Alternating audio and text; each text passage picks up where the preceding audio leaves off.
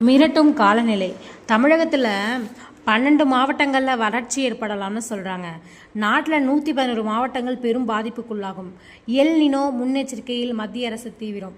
மத்திய கிழக்கு பசிபிக் பெருங்கடல் மேற்பரப்பு வழக்கத்தை விட அதிக வெப்பமடையும் இயற்கையான கால நிகழ்வை எல் நினோன்னு சொல்கிறாங்கங்க. இது மழை பொழிவு மற்றும் வெப்பநிலை முறைகளை மாற்றியமைக்குது. அதோடு குறிப்பிட்ட பகுதிகளில் கடும் வறட்சியையும் பிற பகுதிகளில் பெரும் மழையையும் தரும் அப்படின்னு சொல்கிறாங்க. இந்த எல் நினோ வரவால் பார்த்தோம்னா இந்த ஆண்டு இந்தியாவில் தென்மேற்கு பருவமழை சராசரியை விட குறைவாக இருக்கும் அப்படின்னு வானிலை ஆய்வு மையம் சொல்கிறாங்க. 12 மாவட்டங்களில் வறட்சி ஏற்படுறதுக்கு வாய்ப்பு இருக்குன்னு சொல்கிறாங்க. அதுக்கப்புறமேட்டுக்கு கேரளா, கர்நாடகா, ஆந்திரா உட்பட 27 மாநிலங்களில் 226 மாவட்டங்களில் மழை குறைஞ்சி வறட்சி ஏற்படும் அப்படின்னு அடையாளம் காணப்பட்டிருக்குங்க. தமிழகத்தில் அரியலூர், தருமபுரி, திண்டுக்கல், கிருஷ்ணகிரி, நாமக்கல், நீலகிரி, பெரம்பலூர், ராமநாதபுரம், திருச்சி, திருப்பத்தூர், வேலூர், விருதுநகர் என 12 மாவட்டங்கள் வறட்சி பாதிப்புக்கு ஆளாகலான்னு சொல்லியிருக்காங்க. இங்கு குறுகிய கால பயிர் சாகுபடி மத்திய அரசு அறிவுறுத்துவதாகவும் தகவல் கூறுது. இந்த மத்திய அரசு ஆலோசனை எல் நினோவை எப்படி எதிர்கொண்டு மீண்டு வருவது அப்படிங்கிறது தான். இதில் பல்வேறு மாநிலங்களின் வேளாண் அமைச்சர்கள், மூத்த அதிகாரிகள், கலெக்டர்கள் மற்றும் இந்திய வேளாண் ஆராய்ச்சி கவுன்சில் நிபுணர்கள் கலந்துக்கிட்டாங்க. 111 மாவட்டங்கள். இந்த கூட்டத்தில் மத்திய வேளாண்மை அமைச்சர் என்ன சொல்லியிருக்காங்க அப்படின்னா 111 மாவட்டங்களில் மேற்கொள்ளப்படும் சிறப்பு நடவடிக்கைகளின் மூலம் முழுமையாக பயிர் காப்பீடு, எளிதான கடன் வசதி, மறு சாகுபடிக்கு தேவையான விதைகள், நீர் வளங்களை முழுமையாக பயன்படுத்துறது மற்றும் உரங்கள் கிடைப்பது உறுதி செய்யப்படும். ஜூன் 22ஆம் தேதி வரை காரிப் பயிர்களுக்கான விதைப்பு பணிகள் மொத்த சாகுபடியில் 10% குறைவாகவே, அதாவது 11.99 மில்லியன் ஹெக்டேர் பரப்பில் நடைபெற்றிருக்கு.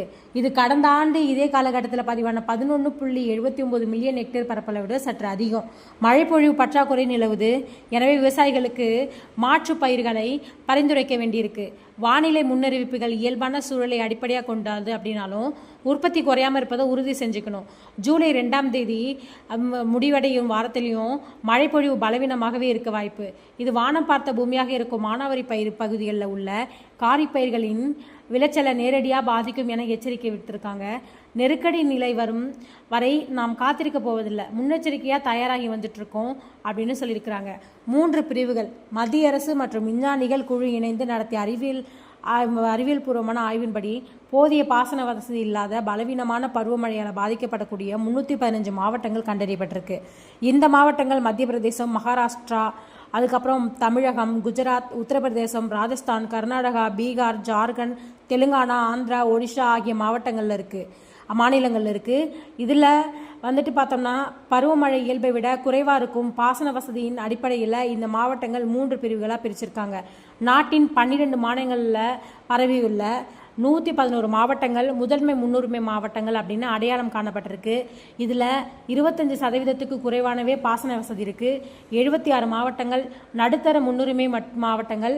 இதில் பாசன வசதி 25 முதல் 50% வரைக்கும் இருக்குது.